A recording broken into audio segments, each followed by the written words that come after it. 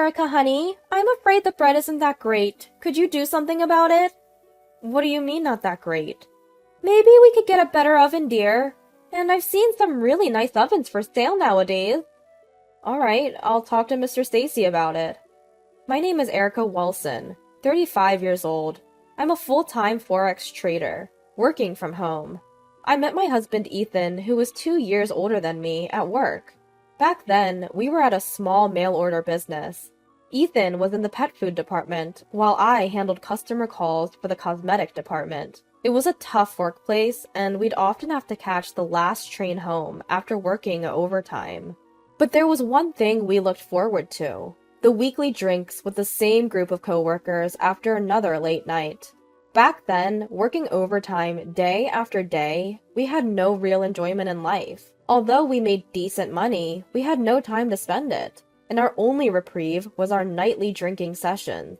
It was in these sessions that my husband, who was part of our group, and I started dating, and we got married 3 years ago. After our marriage, I quit my job and stayed home for a while.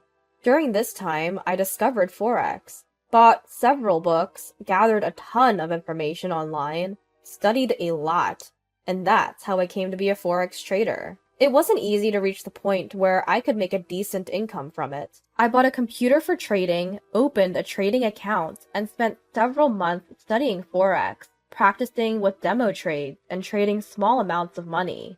After a while, I managed to develop my own style, and I started earning consistently. However, my in-laws who live with us do not understand my job at all.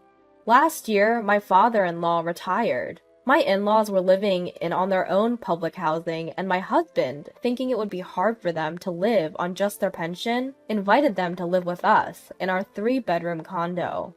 I pay for the rent for our condo. When I started Forex, my husband was working, and we were able to get by. And after I started making money from Forex, I took over the rent and living expenses. Dad! Mom! Erica is covering all of our living expenses, so please feel at home. Erica, thank you so much. Erica, we appreciate it. And that's how our life with my in-laws began. I don't do any household chores at all. I have a housekeeping service that does everything for me. There's a woman named Mrs. Stacy who is always in charge, and she is a great cook and does all the other chores perfectly, which is a big help. I spend my time studying Forex and sharing my earnings strategies on blogs and such, instead of doing housework. However, my in-laws don't like this. At first, when they moved in, they were modest and grateful, but after 2 months, they started complaining. Why doesn't the daughter-in-law do any housework even though she's at home? It's not a job to just sit in front of the computer all day. Forex is just gambling. Of course, they don't say these things directly to me, but I can tell they're nagging my husband about it. Since my husband doesn't have to pay rent or living expenses anymore and can spend his entire salary on himself, his attire has become flashy. He always wears custom-made suits, brand-name shoes, and bags. He has always loved fashion, and he seemed quite satisfied now that he can spend money on it. He used to be a buffer against my in-laws' complaints, but recently, that has changed. You're always glued to your computer, you don't wear makeup, and you only wear sweatpants. Isn't that terrible? Wait, what do you mean it's terrible? Do I need to dress up and put on makeup just to be at home? You might be okay with it, but it doesn't match me. What do you mean it doesn't match you? We're at home. What does it matter? It does matter. Don't you want to look cute for me? Cute? What are you talking about? Is that really necessary? Ever since we had that conversation, my husband has started complaining about me along with my in-laws. One day after dinner, when I was about to go to the bathroom, I overheard a conversation from the living room. What's with Erica? Is she making fun of us? She always has a bad attitude. Yeah, she's making fun of us. She thinks we're poor because we lived in public housing. That's right. I feel the same way. She doesn't do anything around the house because she wants to say I'm different. Anyone can do Forex. Erica studied a little bit and started making $20,000 a month. I can do it too. That's right. You can do it too. She's making money from gambling that anyone can do, yet is acting all high and mighty. I don't like it. And she's not even cute. I always wonder who she thinks she is. Even though I work from home, I always had breakfast with my husband before he left for work. He still works at the company we used to work at, so he comes home late. We both valued our breakfast time together as our time, but he started avoiding it, saying, "I'll eat breakfast on the way, I'm good," leaving without eating. My mother-in-law sneered at my husband's behavior. "Yeah, Ethan must be getting tired of a woman who doesn't fulfill her duties as a wife. It's only natural." Duties as a wife? Isn't it enough that Mrs. Stacy is doing all the housework perfectly? Talking about duties as a wife is so out of date. Out of date? We value old-fashioned customs. I was scolded a lot by my mother-in-law, too. What do you mean, scolded? Even if you don't do that, as long as the housework is done, that's enough, isn't it? I'm the one paying for it. Money? Do you think I'll keep quiet if you bring up money? For a little living expenses. My mother-in-law, who had been living without having to spend on living expenses thanks to me, seemed to be using money to socialize with other people of her age in our apartment building. I've noticed her buying and carrying expensive brand name bags on several occasions. My father-in-law, too, was pouring all of his pension into his golf hobby. I even saw a new set of golf clubs in our hallway. I was the one paying the rent and the living expenses. I wondered what on earth these people were doing. I had no choice but to put up with it as my in-laws had nowhere else to live. Around a month after Ethan stopped eating breakfast with me, he started going on business trips more frequently. He told me he was tasked with a new business development. He was considering importing LEDs from Korea, and his trip to Korea dramatically increased. He said he had another trip to Korea over the weekend. As Ethan was gone, I decided to go out for lunch with my friend, Lily, at a somewhat upscale Italian restaurant. We had once dined there with Ethan, but then I saw him there when he was supposed to be on a business trip to Korea. Lily and I were cheerfully drinking wine on the cherished seat when she said, "Isn't that Ethan?" As I turned around, I saw Ethan leaving the restaurant with a woman. That can't be him, right? He's supposed to be in Korea. Lily tried to brush it off, but it was unmistakably Ethan. He was seemingly spending the weekend with another woman while telling me he was on a business trip. The woman was petite and had a cute atmosphere. She looked to be in her early 20s, considerably younger than Ethan, who's 37. I remembered Ethan asking me, "Do you want to look cute for me?" It was apparent that Ethan was cheating, so I hired a private detective to investigate him on Monday. Lately, many packages addressed to my mother-in-law were being delivered. "Did you buy something again, Mother?" "Do I need your permission?" "No, that's not what I mean." It seemed that my mother-in-law had gotten hooked on online shopping and was buying even more brand name bags and accessories. There are so many fake products online, I wondered if she knew. Sure enough, one day when Ethan was at work and I was working in my room, she came to me and said, "I need you to take a look at something." "What is it?" "Come on!" She had opened a package in the living room. "I bought 5 bags because they were cheap, but they seem to be fake." You need to be careful when shopping online, especially for brand name items. Upon inspection, the items were obviously fake. I couldn't help but wonder how much she had paid for these fakes. What should I do about this? You should try negotiating a return with the seller. She tried to contact the seller but couldn't find their phone number. When she finally did, it was a disconnected number. She tried emailing them, but of course, there was no response.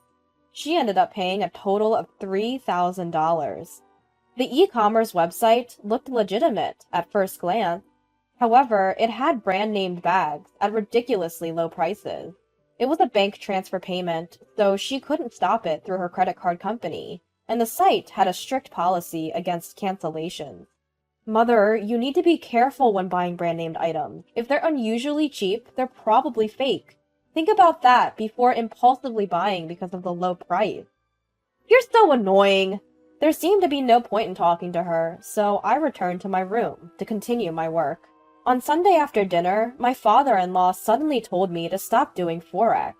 The day before, he went golfing with his friends from his old job and heard about Forex. "I heard that Forex is a scam. Are you tricking people to make money, Erica?" "What?" "I heard that they invite you, saying, 'Would you like to earn money with Forex? We won't let you lose,' and trick you into investing. Your Forex must be a scam too. No, I'm not inviting anyone to invest. Do you think you can fool me just because I don't understand computers? No, I'm not fooling you. Do you think your father-in-law suspects you're doing fraud because you're earning money so easily? It's not easy. I've told you this several times. You're making all this money just by studying a little bit. Of course it's easy. Meanwhile, I'm grinding away at the company trying to develop new businesses. What? Are you telling me to quit Forex? If I do that, how are we supposed to afford anything? We won't be able to pay the rent. I can pay the rent, at least. They don't seem to see that our entire lifestyle here is made possible because I'm earning money as a full-time Forex trader. Instead, my in-laws and my husband just keep voicing their opinions. The next day, the results of the infidelity investigation I had commissioned for my husband arrived. As expected, he was guilty. He had been having an affair with a woman 12 years his junior, who was 25. She was a coworker, a woman who had joined the company after I resigned, though I didn't recognize her. However, it did seem like he had been to South Korea on business a few times. I spent a few days agonizing over the investigation results. How should I approach this? It's going to lead to divorce. That evening, after Stacy from the housekeeping service had made dinner and left, my mother-in-law broke the silence. Erica, we've talked it over with Ethan and your father-in-law. We don't like anything about you. We're going to live as a family alone. Please leave. My husband hadn't returned from work yet. We don't want to be supported by money earned through fraudulent means. We don't like your attitude, as if you know everything. We've decided this after discussing it with Ethan. Erica, we need you to leave. I felt oddly relieved. All right. The fact that my husband wasn't there meant that he had no feelings left for me, and I realized there was never any reason for me to look after these people in the first place. I packed my things that day and moved into a hotel for the time being. I was soon able to divorce. Having discovered my husband's infidelity, I was also able to demand alimony. I rented a one-bedroom apartment perfect for living alone and moved there. I transferred the lease of the original apartment to my husband's name. About 4 months later, I received a message from my ex-husband. He said he had something to discuss and wanted to come to my new apartment. When he arrived, he was accompanied by my former in-laws. I had a bad feeling about this. Erica, I'm sorry. Please live with us again. Suddenly, my ex-husband began crying.